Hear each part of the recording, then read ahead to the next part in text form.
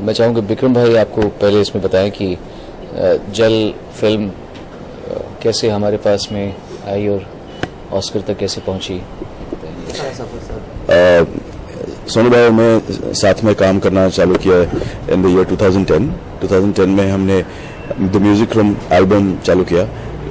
उसी के कुछ महीने बाद गिरीश मल्लिक साहब ने हमारे पास जल फिल्म लाया and we started working on it.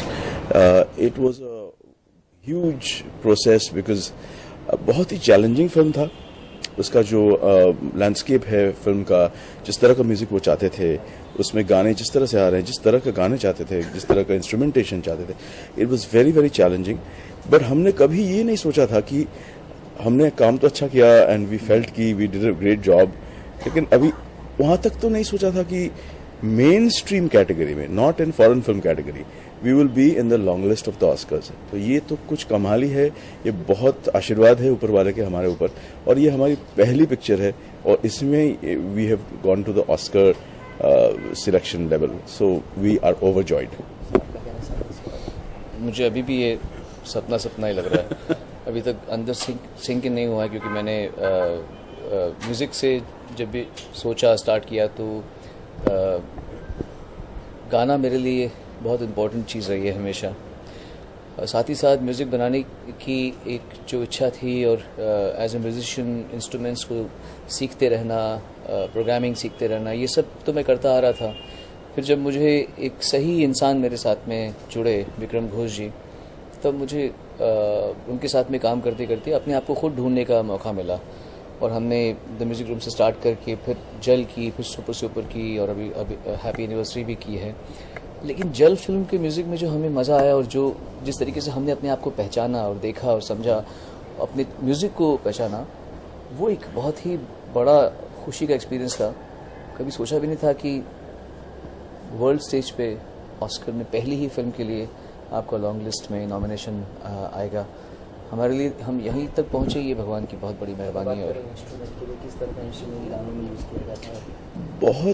बहुत ही वैरायटी है इंस्ट्रूमेंटेशन की। एक तो ये फिल्म का जो डिमांड था, गिरीश मल्लिक जी ने जो कहा हमसे कि उनको एपिक स्कोर चाहिए था, लेकिन ही wanted it to be also true to the landscape of Gujarat. तो ये बड़ा चैलेंजिंग था, क्योंकि एपिक आप करें इंडियन इंस्ट्रूमेंटेशन से वो मुश्किल है, क्योंकि Indian instruments are intimate instruments, sitar, sarod, tabla. तो वहां से उसको एपिक स्केल पे लाना ये मुश्किल था। But still we used a lot of foreign instruments like oboe, duduk, कुछ इंडियन परकशंस के साथ उसको जोड़ के we were lucky to have some very very top musicians like Greg Ellis, जिन्होंने आयरन मैन, मैट्रिक्स वगैरह में काम किया, पीट लॉकेट, तो ऐसे बड़े बड़े लोग भी काम किया इस पे। बट ऑल थ्रू हमने वो जो रस्टिकनेस है, जो गुजरात के फील है, उसको हमने कायम रखा कि this should not go, because that is the spirit of the film. So I think that is what people noticed, क्योंकि that made the sound very different from any other film.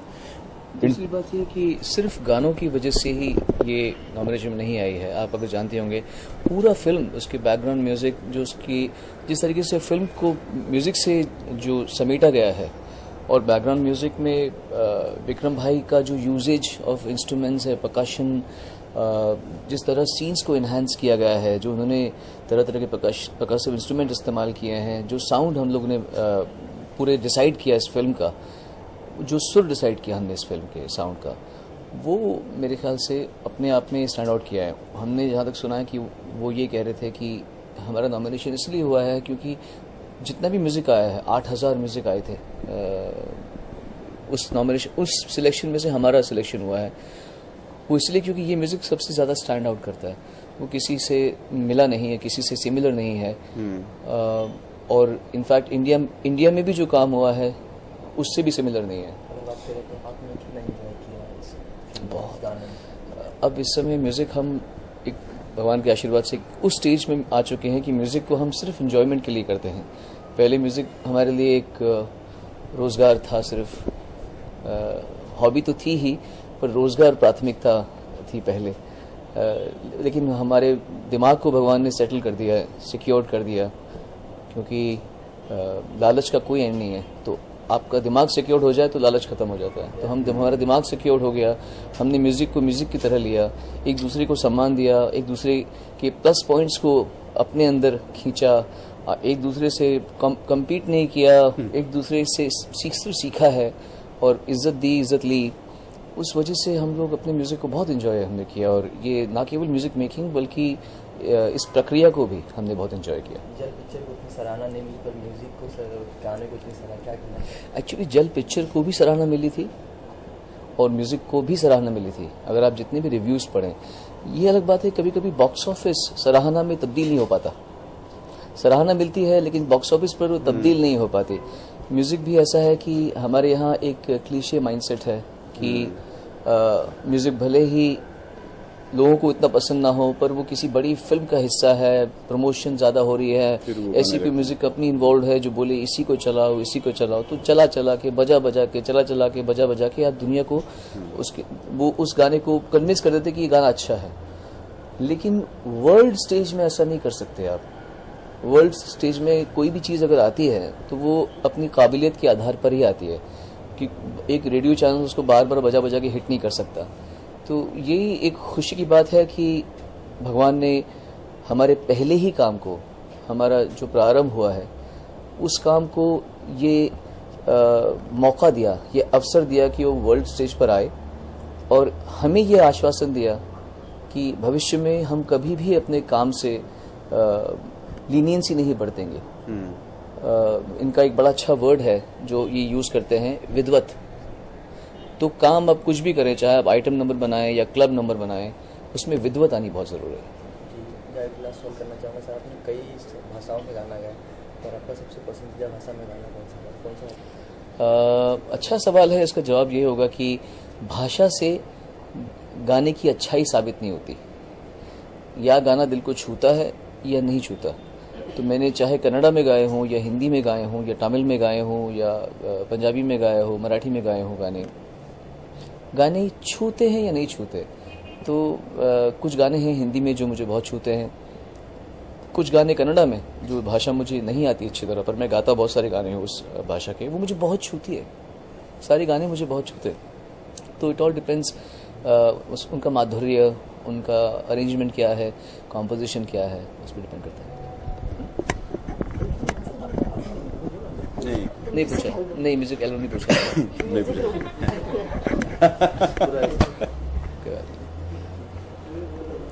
इतने सारे mic लेके बैठना भी मुश्किल है। अब वहाँ बैठ जाना, वो कुर्सी इनको दे दो। नहीं चलेगा, इनको कुर्सी दे दें, वो नहीं, वो दे रहे मेरा पियानो की चेयर, ये से बस यहाँ से मसल्स बनेगी, इधर डोले बनेंगे। रेडी? सर एल्बम के बारे में क्या कहना चाहिए? द म्यूजिक रूम हमारी जो एल्बम रिलीज हुई है, ये विक्रम भाई और मेरा पहला साथ में काम करने का सुअवसर था। और जल, जिसके लिए हमें ऑस्कर में नॉमिनेशन मिला है लॉन्ग लिस्ट में, वो इसी का अगला कदम था, अगला स्टेप था। तो म्यूजिक रूम से हमने अपनी इंडिपेंडेंट म्यूजिक की सोच, हमारे काम के समन्वय को समझा, तराशा एंड आई थिंक एक बहुत ही अच्छा प्रोडक्ट सामने आया है। इस समय iTunes में नंबर 1 पे है वो, पहले दिन रिलीज़ के बाद में। इसके गाने, इसका म्यूज़िक, इसके लिरिक्स, सबका हमने सोच के कि इंडिपेंडेंट म्यूज़िक हमारी आज़ादी की निशानी होनी चाहिए, वैसा सोच के किया। बात करें दो शब्द उसके गुनगुना देते आप? हाँ जरूर। सैया बिना रतिया नहीं गुजरे रे, सैया बिना रतिया नहीं गुजरे रे, प्रीत मरी असुअन बन बरसे रे, बम बम बम बम, सैया बिना रतिया नहीं गुजरे रे।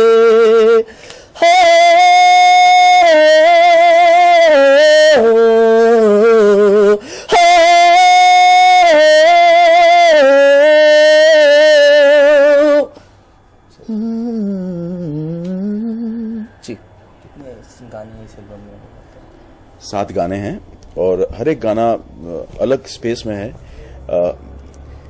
हमने जब पहली बार हमने मिला in the first 4 days we logged in the 7 ideas of the 7 7 गाने songs. हमने 4 दिन में 4 दिन में हमने लॉक कर दिया, तो तभी हम लोगों को पता चला कि we have a very very good working chemistry and we can actually work that fast.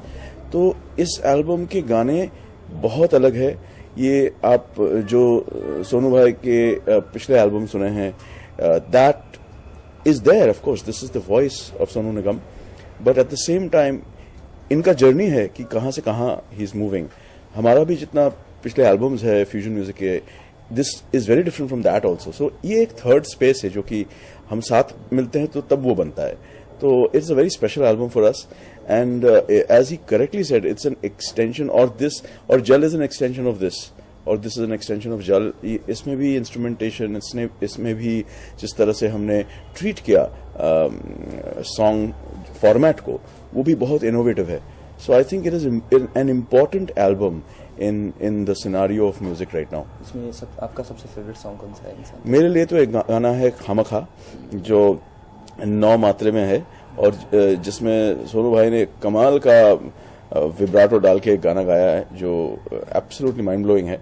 तो Khamakha is my favourite in this album. और आपका सर? ये तो है ही खामखा जो गाना है 9 मात्रा का.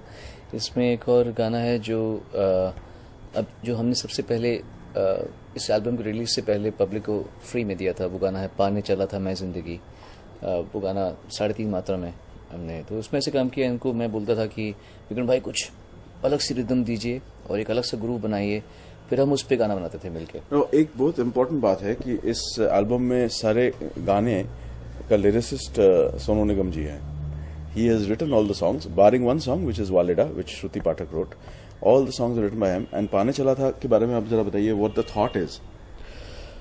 पाने चला था मैं जिंदगी एक मेरी खुद की सोच है, और लगता है कि हर इवॉल्व आदमी की